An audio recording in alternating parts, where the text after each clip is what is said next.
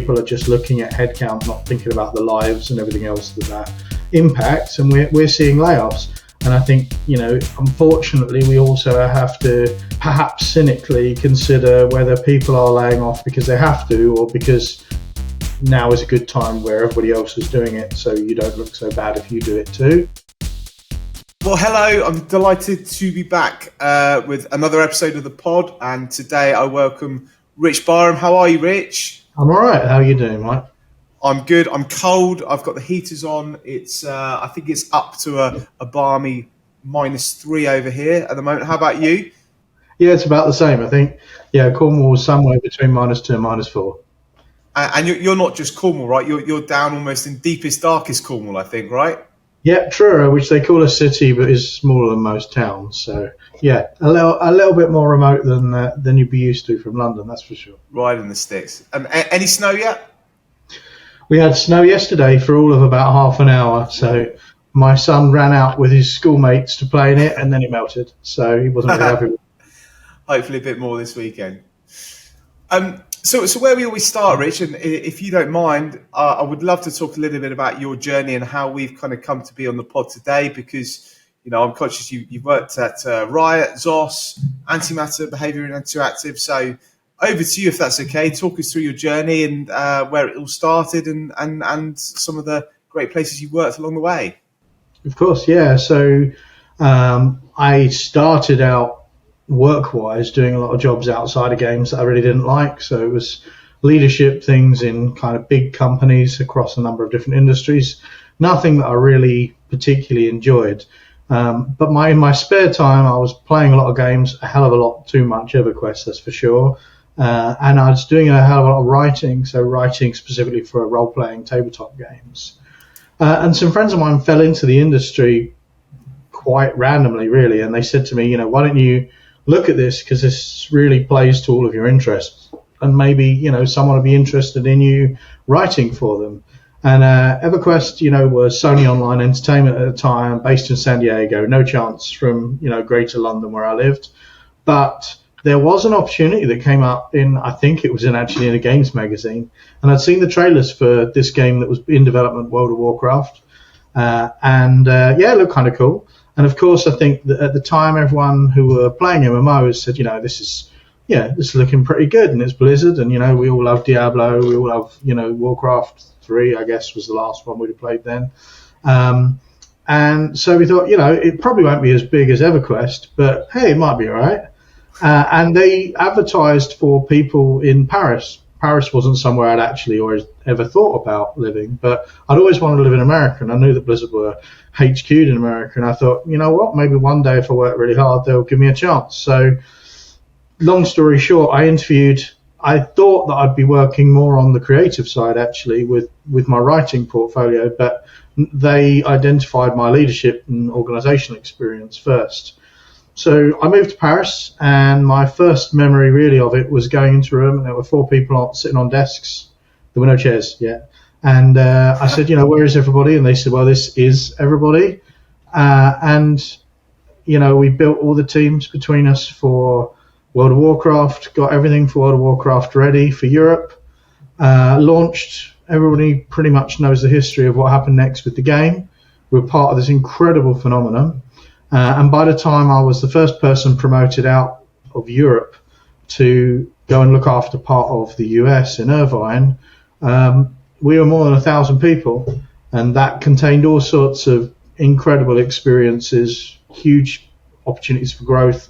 We made lots of mistakes. We did some things right too, but working with more than 25 nationalities across all the departments that you can identify in a game studio and a publisher beyond, gave me a really great basis. So I moved over to the US, looked after part of Irvine for a while, also was part of a team that set up an office for them in Texas, then came back to California, and after a while decided that, in order for me to progress my career, it probably needed to be outside of Blizzard, give me a bit of a wider range. And I was very fortunate because obviously having been part of Blizzard at that time, it was the phenomenon still. And so everybody really valued that experience. So I was fortunate enough to have a really wide choice. And I chose Bethesda, ZeniMax Online Studios, because they were making Elder Scrolls. And, if you're a little bit concerned that the next IP might not be as big as the last one, Elder Scrolls is a pretty safe bet.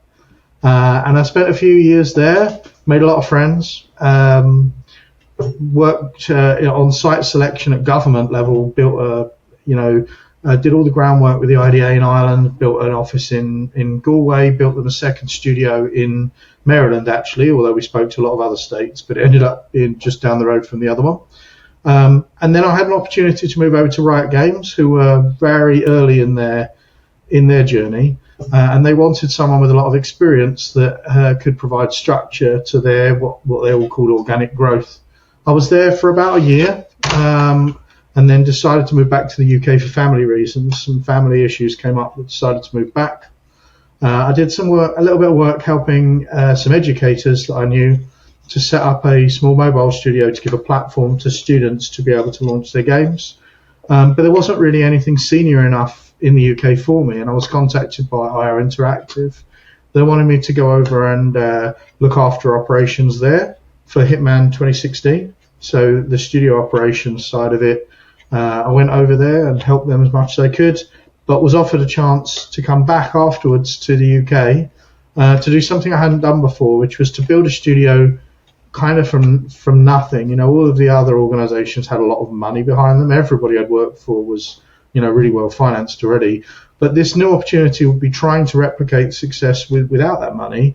And at the same time, in order to sort of balance up and make that a realistic, financial prospect, I was offered the chance to be the industry face and sort of the industry representative of the Falmouth Games University course.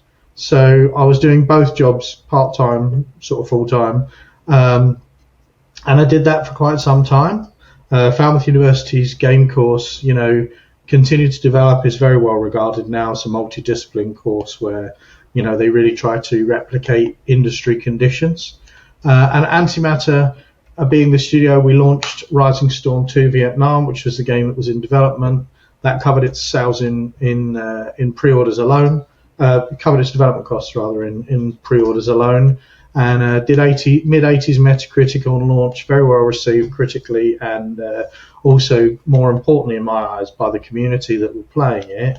And we continued to work on that, but we want, part of the strategic plan I put together 5 years before was that we should move away, work on our own IP, possibly look at either somebody else publishing us, someone new, to work with someone new, or to work with, or to possibly be acquired. And that was really a journey. So we scaled down our team that were working on Rising Storm 2 Vietnam DLC. And at the same time, we started building our game that was going to be the spiritual successor to it. And that's the game I took to market to essentially offer both publishers or potential organizations that might want to acquire us a look at what Antimatter was, which was, award-winning back then UE4 developers, who were a great team who had done great things. And we looked at lots of options. Lots of people were interested, but we didn't necessarily have the longest runway because we were financing ourselves and had been for some time.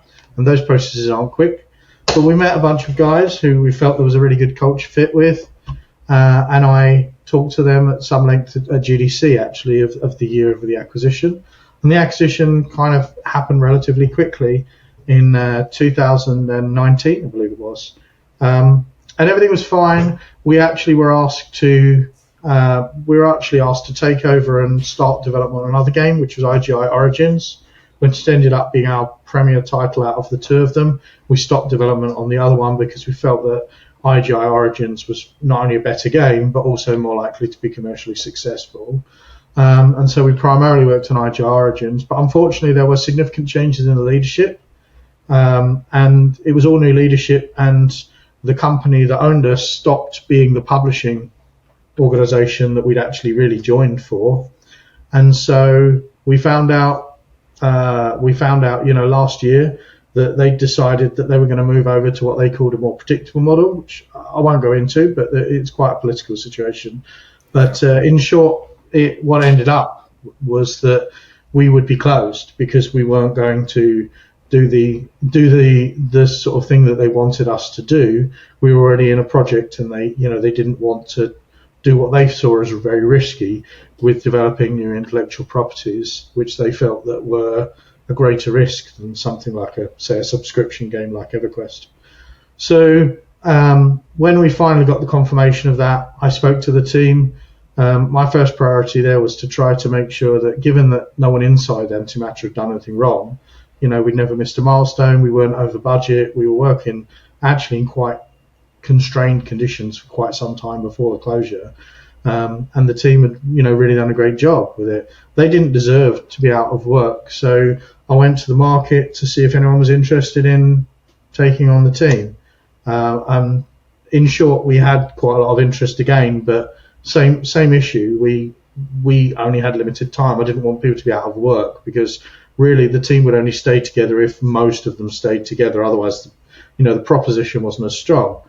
And the only people that really, could do it quickly were Behaviour Interactive. So, I spoke to Behaviour Interactive.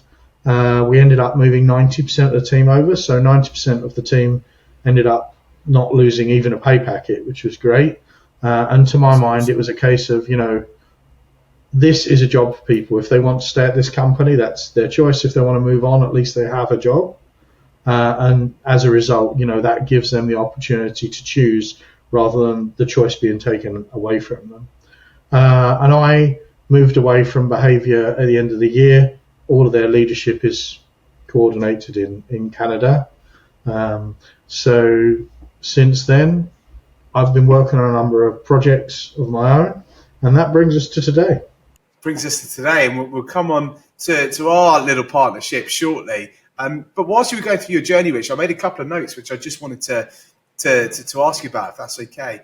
At one point in particular, which is really ironic, I recorded a pod yesterday with a guy called Ted from Blizzard, and he was saying it took him a long time to get into the games industry, and in some ways his career has been the opposite to yours. And for him, he was always a massive fan of various different Blizzard IPs, and it was always his target to work for Blizzard, and it's taken him 10 to 15 years to try and get there, and he's finally landed his job there, which he loves.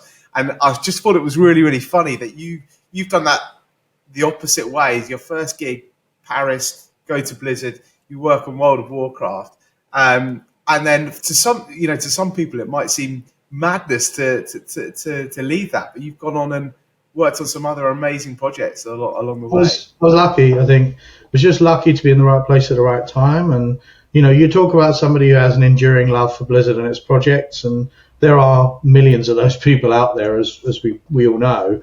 I think for me, my love of Blizzard came from being part of it, and today it's one of, sort of out of the companies I work for, one of probably the two, and probably the number one that, I am most fond of. And that's not necessarily actually because of its games. It's because of the people. It's because of the culture, and I think that culture has evolved and got better still. The opportunities and the support that Blizzard offered. So yeah, that I get it. Somebody that always wanted to work for Blizzard might say, "Wow, that guy just fell into it and didn't even love them."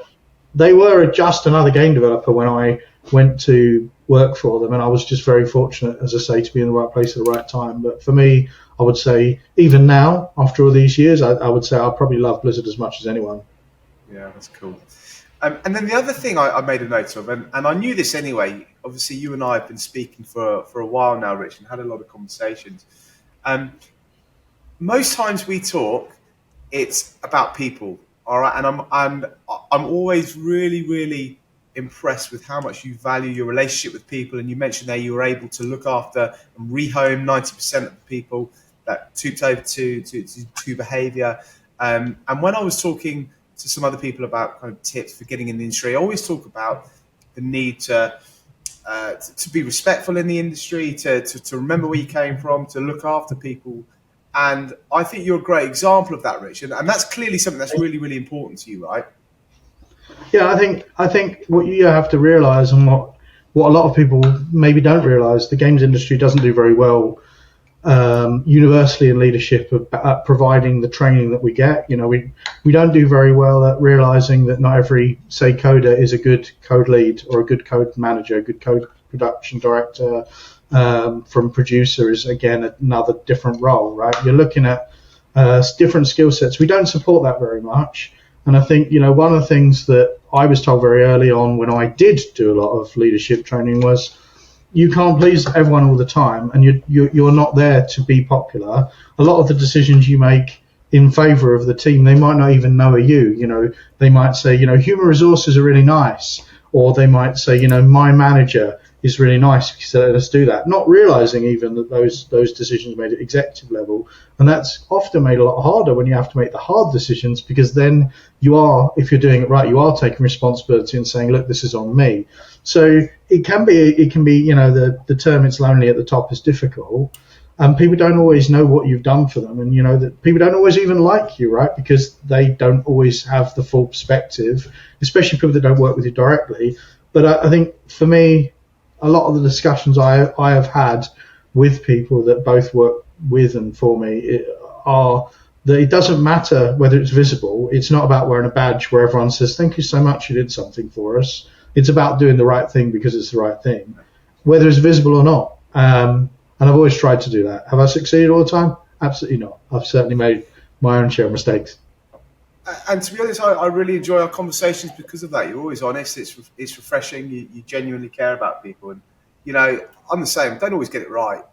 Always trying to get it right, though. So I think that's, especially in the industry and the heightened sensitivity around at the moment due to layoffs. And I think the way companies and studios treat their people is a really hot topic right now.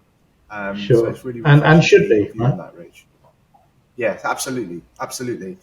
And that kind of brings me on to the topic that I was really looking forward to discussing with you.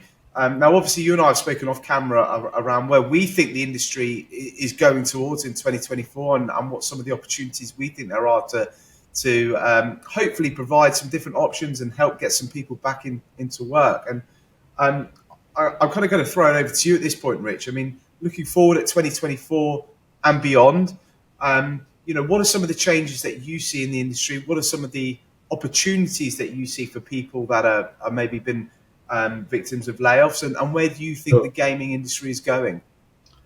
I think realistically, it's not saying anything new to say that what we're seeing now is an overcorrection of the COVID years.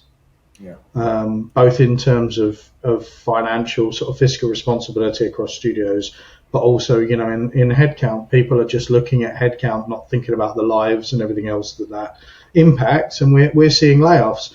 And I think, unfortunately, we also have to perhaps cynically consider whether people are laying off because they have to, or because now is a good time where everybody else is doing it, so you don't look so bad if you do it too. I don't want to put blame on anybody on that. I don't have the context of every studio. From my perspective, I do see that correction, or overcorrection, as you might want to call it, is a symptom of perhaps what I would say are mistakes from before, strategic mistakes before. And as a result, I think now there's very good arguments to suggest that studios are likely to move to smaller core teams, and that, co-development and contract work outside of teams is going to continue to increase, because there are two parts to that. So first, there's obviously the mitigation of risk if you're not carrying the headcount, and the second part of that is that one of the things I'm seeing a lot of, say, director level people that I've worked with or spoken with, who are both discipline specific but also responsible for people, is their frustration with trying to balance the increasing huge amount of one-on-ones and meetings and process and paperwork that they have to do, with actually being able to do what they need to do in terms of setting and aligning and adjusting the vision. Those people almost always are happy to mentor and teach people to get better at what they do, but it's a lot of it's what I'd call the paperwork and the process side of it that they feel they lose too much time to. So having smaller teams to allow those sort of people to concentrate on that, and then having, areas where people are valued, they're nurtured, they are considered precious and important, but there are very specific environments where those people are have the chance to do the work in a nurtured environment where they're going to continue to grow, and that there is a noted focus on that. I think that's what we're going to see, and you see that in co-development, or whatever you want to call them, outsourcing being the old term that nobody seems to like quite so much now. But realistically, in development studios that are going to support smaller core teams, that's what I see. There, of course, are large organisations who are going to maintain bigger teams, and that might not go away. But I think when you're looking at new sort of Studio 2.0, 3.0, whatever you want to call it, for 2024, those smaller teams, I think there's strong arguments to suggest that that might well be what we see across the board. And I think our viewpoints on that are pretty well aligned, right, Rich? And that's why, for anybody listening or watching, Rich and I are working together on our co-development offering now. Rich is a COO, and we think with that combined experience and that knowledge of the market that we can really make a difference with some of these studios. We think that despite layoffs in the industry, there's still a huge need for talented people on shorter term projects, maybe 3, 6, 9 months, whereby there's a real shortage of people that can provide great talent for less than 12-month projects. And I think that's definitely an opportunity, hopefully, for studios and those victims of layoffs to get back into work, get on some great projects, and hopefully help with some of the issues that you mentioned, Rich, i.e., giving leadership some time back. Yeah, absolutely, and I think that's something that there are a lot of people that LinkedIn is a very good example. There are a lot of people who are getting behind putting together resources to help other people, but they're not necessarily in a role where they can actually say, and you know what, we've got these opportunities. They can collate opportunities at other studios, but being able to be part of something whereby you can gather those people and say, we're going to try and do what we can to get some of you back in work on projects as soon as possible, which will help your portfolio avoid those dreaded, CV gaps or resume gaps that, we shouldn't really be worried about, but people for some reason still seem to be. But also keep people current, keep people working, and, help them support their families or themselves. And that's something which is very close to my heart. I really feel for the huge amount of people that are out of work, and in most cases through no fault of their own.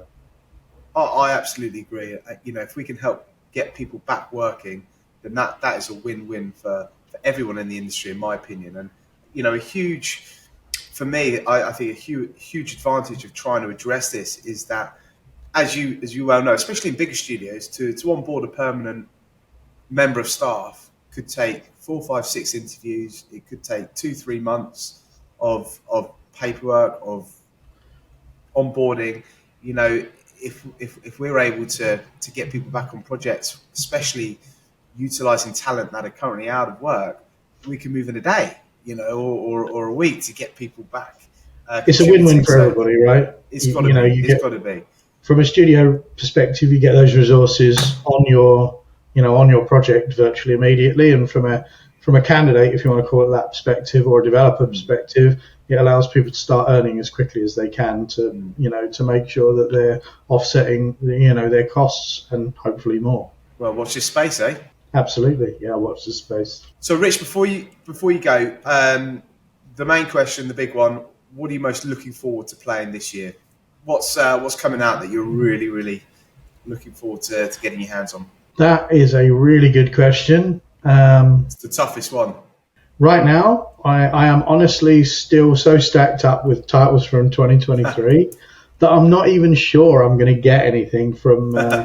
I'm not sure I'm even going to get to anything from 2024. I've got 210 hours, I think, in Baldur's Gate 3, which Steam shockingly showed me the other day, and I still have playthroughs of that I want to do, let alone my time in FIFA, which is endless for me, and Gran Turismo 7, where I really need to get a steering wheel, and I have a huge list. So I don't want to dodge your question, but the reality is I don't know if I'm going to get to a 2024 name this year, which is both good and bad, right? So stay on the fence. I hear I've got a big backlog myself, but I am going to get my hands on the new Tekken in a couple of weeks, and that's mainly because I can get it in the office here, and I think that's a really, really kind of nice game where I can get the staff in and give them a bit of a whooping over lunchtime. Yeah. Rich, thanks so much for your time. Brilliant talking to you as always. Really appreciate it. And we will catch up very soon, I'm sure. Sounds good. Thank you very much. Take care, mate. All the best. Cheers. Thanks a lot. Bye-bye.